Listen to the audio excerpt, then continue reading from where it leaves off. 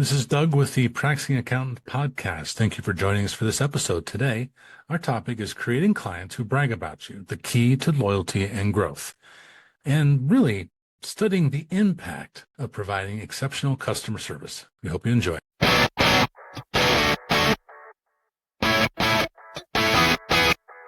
decided to go with the Hawaiian shirt today. I'm feeling the pressure of summer coming to an end. It always flies by, and every year's seems to get faster. Like my kids are starting school in 3 weeks from yesterday, and which I think is bullshit. Summer should be Memorial Day to Labor Day, and you should be able to enjoy the entire month of August rather than buying school supplies now in July, or telling them that they need to get as much of summer into as they can because they only have basically 8 or 9 weekdays left before they're touching down into their high school and middle schools. Is just wrong. Yeah, but I agree. The reason why I wear the shirt is because I'm like, screw that. I'm gonna make the most of it that I can with the time we have remaining. I'm gonna grill as much as I can. I'm gonna get some margarita mix this weekend. I'm gonna do whatever I can to suck them as much summer as I can. Good work. Yeah, we have a camping trip planned here in couple weeks, so that'll be kind of end of summer, party, saying goodbye. Nice weather, but luckily in Colorado, it gets nicer in fall. I think not 95 anymore. It can sit in the 80s for a couple months, and I'm okay with that. I hope so. I hope it's just a transition, because sometimes it just tends to be jolting from one season to the next. And I like when there's that transition of, it gets a little bit cooler and it gets a little bit warmer and it gets a little bit whatever, rather than you wake up one day and it's 90, the next day it's 40. Yep. Particularly this year. That's how it's been. No springtime this year. Nope. No. So what's our topic today?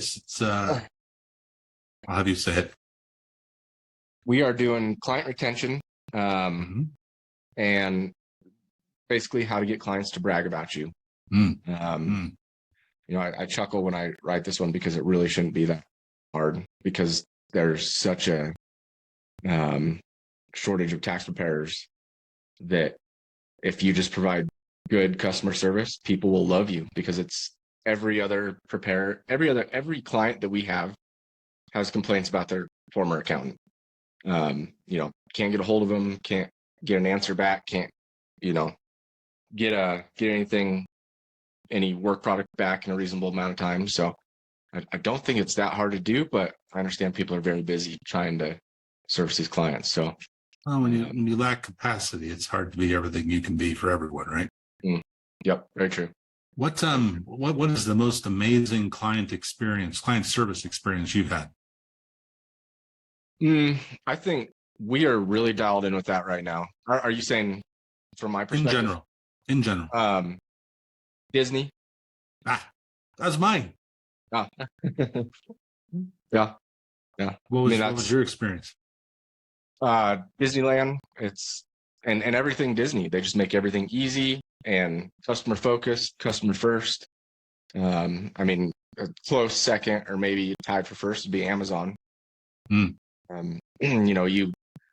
If you get something that you want to return, easy to return, even if it's outside the window. You just talk to someone and they say, okay, here's your return label. I just a couple days ago, I returned something that's sitting here for 3 months, and they didn't balk at it. So mine was Disney World. It wasn't actually Disney. It was my travel agent. So we had a travel agent coordinate a trip to Disney World, and she was one of those Disney travel agents. So she has to get qualified by them and whatnot. But we told her when we wanted to go. We told her some flavor of the experience we wanted to have when we were there. And pretty much from that, she created an agenda, an itinerary, and reservations, and where to be, and when I could be, and what I could do, and all this stuff. Right. And so the hotel was the Hotel Floridian, and they actually served like a buffet from breakfast through the evening of food. And one of the hardest things to remember when you're in Disney World is to eat. And so having, a place to go and get some food whenever we wanted to, and with kids, getting them snacks and M&Ms and whatever was in and of itself a godsend. But then throughout the park, she would make multiple reservations at restaurants at one park or another, or a different side of the park. So depending on where we were at in the park at the time we were hungry, we had a reservation. And it could have been at this place or that place. It didn't matter. And the one we didn't show up to, it was canceled. And the one we did show up to was there and waiting and available for us.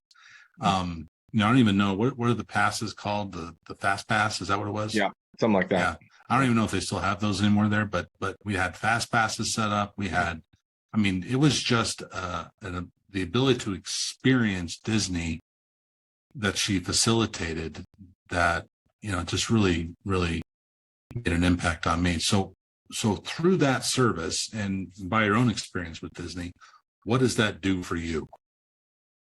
Creates loyalty. Makes you feel special in a certain way. Just an overall good feeling of the company, and as far as customer experience, they knocked it out of the park. Right. No pun intended. If someone asked you how your trip was, how might you respond? Glowing reviews. Right. Like you'll say it was an amazing experience and they did this and that and the other thing. Well, I don't know how many times I've talked about my travel agent to others, but I know it's in at least the 40s, maybe 50s, that I've talked about this individual. And if you're going to Disney, you have to use Brooke. And she is the best, and she provides an experience for you that it's just unlike any other. And, I know that she's got it dialed in. Like, I know that she's very automatic with her service. In fact, she may not even think it's a big deal. But to us, it certainly was, because it was so much different than any other trip we'd ever had. Right. It was distinct. And if we ever go to Disney again, which isn't going to be anytime soon for a number of reasons, mostly the kids are getting to an age where that's just not cool anymore. It's going to be through her. And if anyone ever asks me, hey, I'm going to Disney, I'm going to say, hey, you should call Brooke. Well, so why people love to give their recommendations as well. Well, yeah, but we're not only bragging about them, we're also bragging about us too, right? We're bragging about the fact that we got taken care of and we're important. And they treated us like a VIP and like royalty. And it boosts our own ego. And I'm getting into a little bit of the psychology here, but bragging is as much about the service received as the attention received. And the importance in which you were made to feel by another individual. Yep. And that elevates you as well as that person. Like, I like bragging about my Brooke experience because I got to go to Disney World and stay at a fancy place and have reservations all over the place. Yeah. Right. And you're bragging that you found her. Yeah, totally. Right. Like I found some, secret recipe to, it's like the hidden menu at In-N-Out. I found this secret to going to Disney. Right. So why do I take us through all this conversation? I'm trying to make a point, which is why it's important to have clients brag about you. And you'll help me here, but what's important about having a client brag about you? The first and most obvious one is, to your point, retention and loyalty. They're going to stay with you. They're going to continue to use your services. Brooke could have sent me an invoice for $1,000 or $10,000, and I probably would have paid either one. Yep. I paid what she invoiced, and that was just, for me, it was, here's your check. It was great. And to my point there, moving on from retention, loyalty is into pricing.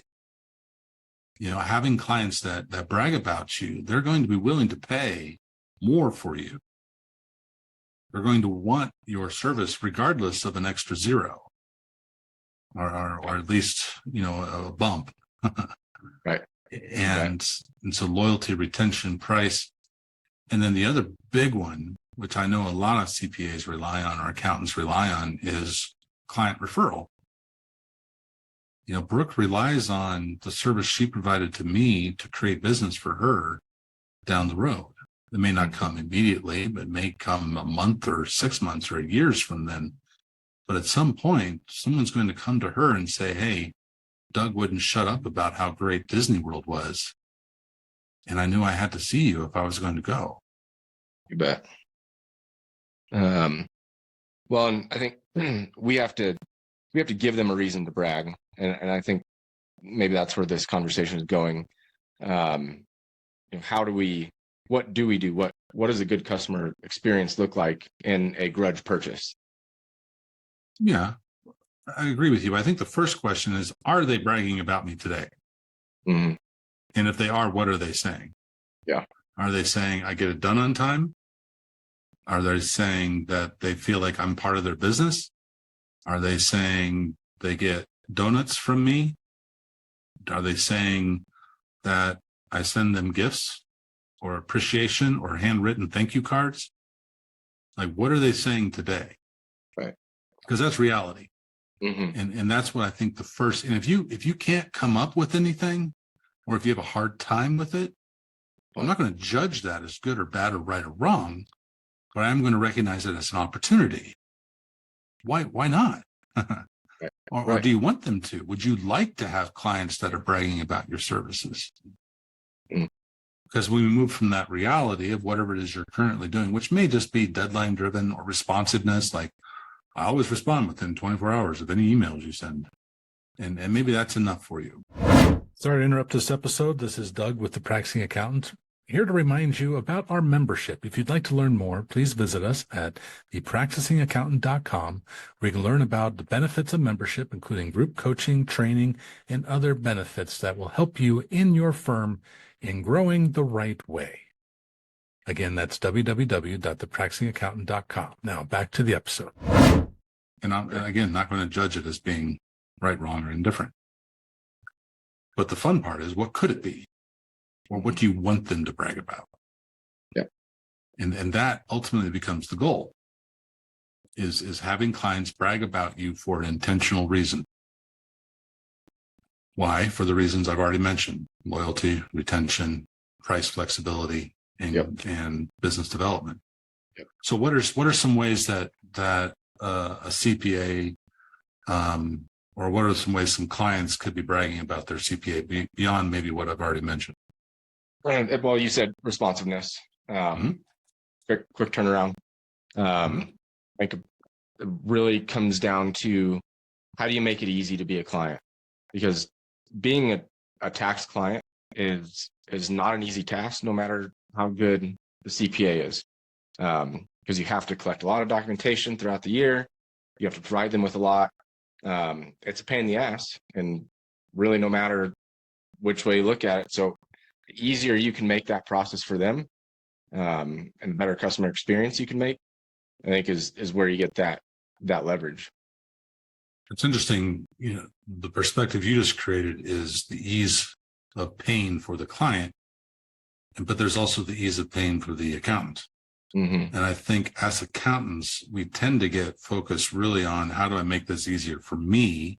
Right. We extend that to the client because we just assume that would then cross over to them, but it doesn't always. No. Like, what would make this the easiest for the client? What would make this have no pain at all for them in the process, to the point where they brag like it was painless. They did my work. It was painless.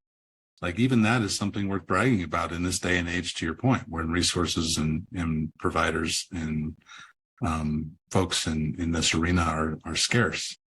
Just to be able to say painless, like, what would that cause? Well, let's just use that one as an example. So the reality is, there's some pain of some kind for clients. The goal is it's painless for them. What might you do to make it painless for a client? An easy one, low-hanging fruit, would be to let them send you documents as they receive them throughout the year. Right. Yeah.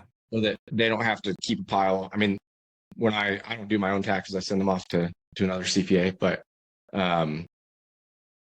when I have to save everything for a year, receipts and things like that, it drives me crazy. I'd rather just take a picture, send it to them right away. Sure. And suggested that to them, and they don't do it. Mm-hmm. But that's my biggest pain point. The organizer, I mean, my God, what a outdated piece of shit in Oregon.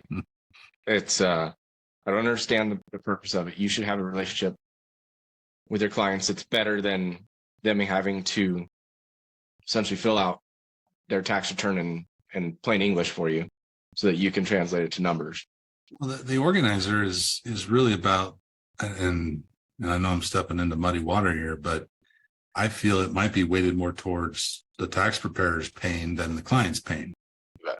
And so I'm not going to necessarily say it should be removed, or it should be something that we look at skeptically and with curiosity about taking out of the process. But just to look on that scale to see where it's weighted on the pain side is probably weighted more towards the preparer than the client. Right. But what's purely on the client's side? It would be, to your point, it would be, being able to send information as it becomes available, which I'm sure there's some folks listening on a call that say they have clients that would never do that. Even though, you have your preference, there's plenty of folks out there who like the pile that they have to send at the end of the day. Sure. But it might be some of the points we've already hit. Like, the pain is that I never have to wait. The pain is I don't get a call in April asking if it's okay if we extend. The pain will be I sent it to them and it was back on my desk next week and ready to be filed and didn't wait. The Right. pain might be they prepared me for the amount that I was going to have to pay, so it wasn't a surprise. The pain might be I got to see them outside of the office and outside of tax season and have a good conversation with them that had nothing to do with taxes. But that reality versus the goal is the opportunity for the reasons of loyalty, retention, business development, and price flexibility. Okay. But how do you do that? How do you get clients bragging? I think first of all, it just starts with one thing. Like, what's one thing that if my client was given the opportunity, they would brag about me this coming year? And it could be any of the things we've already mentioned. It might be that they got a fruit basket on the day that we filed. Or it might be that I had a really great tax planning session with them in the fall, whatever it might be. That's where you start. It's just create one thing that they can brag about. Mm-hmm. Will it take some more of your effort and time? Maybe it will. But what it really takes, and this is becoming one of yours and my favorite words, is it takes intention. Like intending for them to brag. I think so much of the work right now, because of capacity issues and because there's more work than can be done, so much of it is I just need to get it out. Like I just need to get it off the plate. I need to get it out the door, and I've only got enough time for that.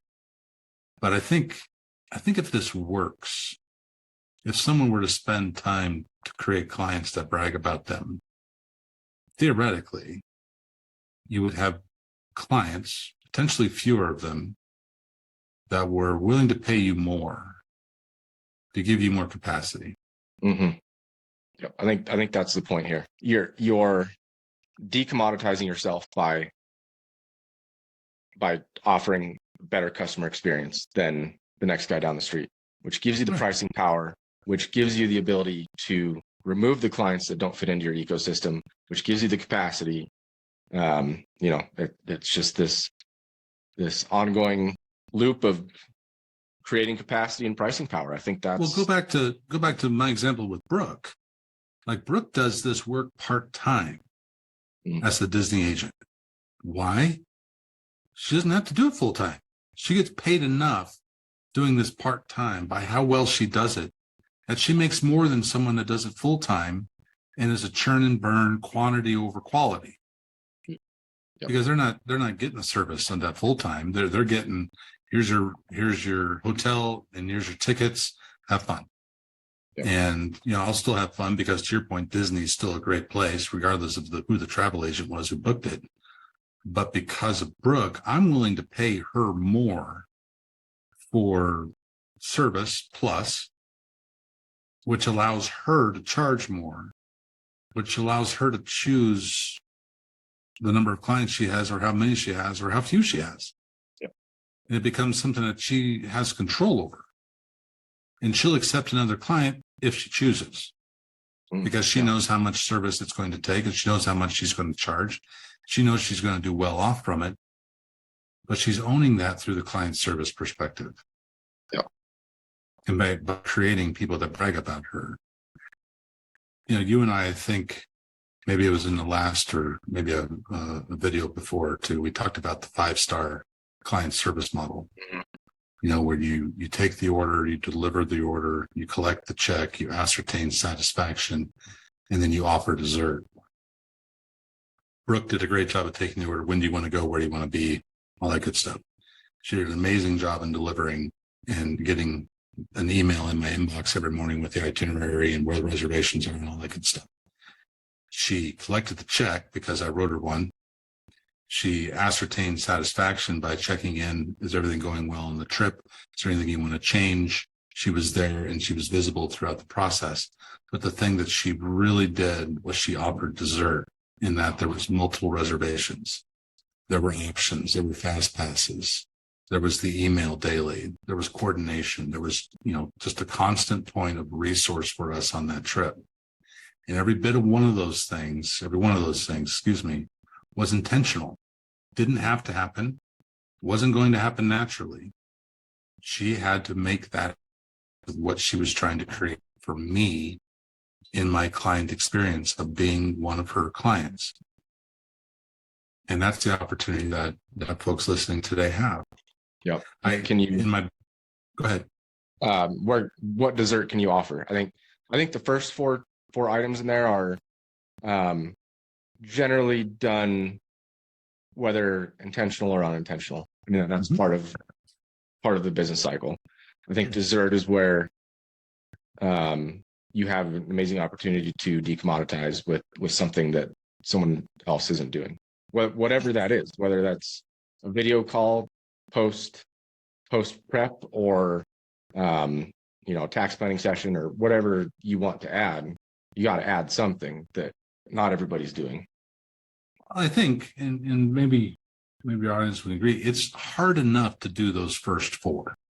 Mm-hmm. It's hard enough to get clear on the expectations of when you're going to have your stuff here, them getting it to you on time, you doing the work, getting it issued on time, and getting it out the door. Like, it's hard. And then hopefully you collect the check. Hopefully you're billing your WIP shortly thereafter, not waiting till October to bill your WIP. Hopefully you have the systems in place to possibly be billing progress WIP instead of only when it's done. Ascertaining satisfaction, that might be an opportunity for the audience too. Just when's the last time I asked my clients, how's it going? Yeah. Or how's this relationship? How is my service? What would you like me to do differently? What's one thing you would change about the experience of working with me? Mm-hmm. Like how often are those first 4 things really addressed to the point you're comfortable even offering dessert? Because you can have a real shitty meal and then they bring out a free dessert at the end, and it's just to make up for the shit you just had to eat. Yeah, fair. It's not authentic, right? Right. It's preventative. It's preventative from you complaining. It's preventative from you talking bad. Like, it's just to smooth things over.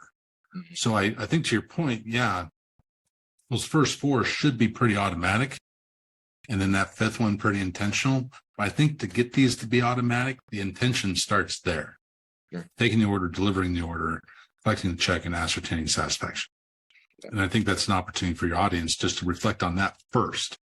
Like, are we even creating a good meal for our clients?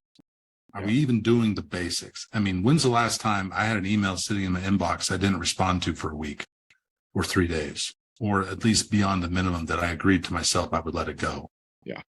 And when's the last time that I guaranteed we would get this filed and then had to push it to a later date? And because that's evidence that we're not getting those basics.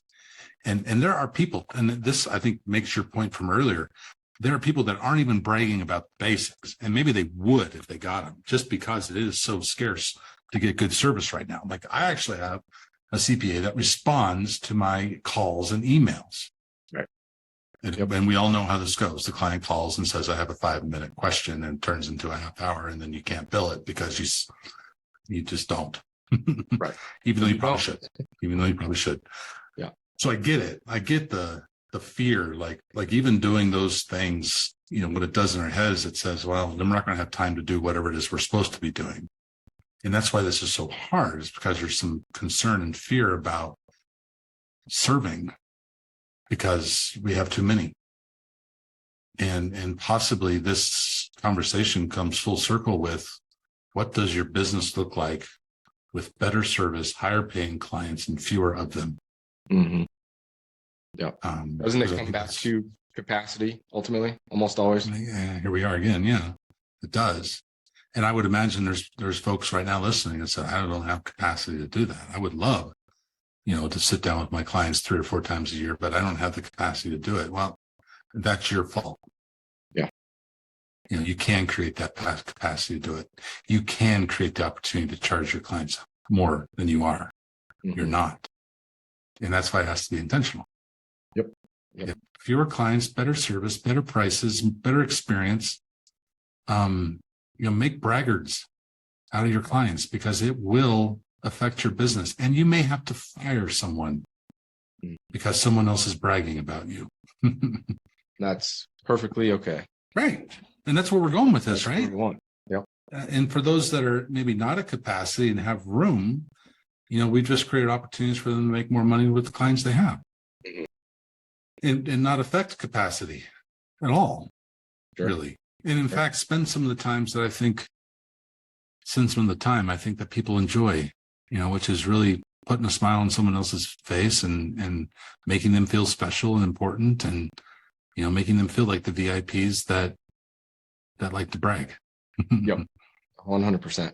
And it really, one of the kind of dichotomies that stick in my mind with this is reactionary versus proactive. If you're reacting to everything in your firm, you're not going to give a good client experience. That If you do, it's accidental. it is. Yeah. Yeah. Mhm. Not intentional. So Yeah. be proactive, intentional. I feel like that's the underlying theme with everything we do here, but I think big rock. the homework I hear is set a goal. The goal is to increase capacity. The goal is to have better capacity. The goal is to work less. The goal is to charge more. The goal is whatever it is. Yep. But the tactic is the same. And that's what's beautiful about this conversation. The goal can be different, but the tactic remains the same. Make your clients, or give them a reason or an excuse to brag about you. That's the tactic. And that will serve the goal of either more capacity, more time for themselves, better prices, whatever it is. It's probably going to serve their goal. And that vision that goal serves is a better experience in their business. Awesome. Love it, Doug. Anything else? We haven't spent a ton of time on this, but I feel like we've covered I think quite a bit of ground quickly. Short and sweet's okay sometimes. Yep, absolutely. Well, thank you for your time, Doug, and anyone watching, and we'll see you all next week. Cheers. Thank you for watching this episode of the Practicing Accountant Podcast. We hope you learned a little bit about the importance of client retention and how to get clients to brag about you. Most importantly, the significance of the intentionality of creating better client experiences, better client loyalty, and possibly better pricing. We hope you share and like this episode, and join us again for another episode of the Practicing Accountant Podcast. Again, thank you for watching.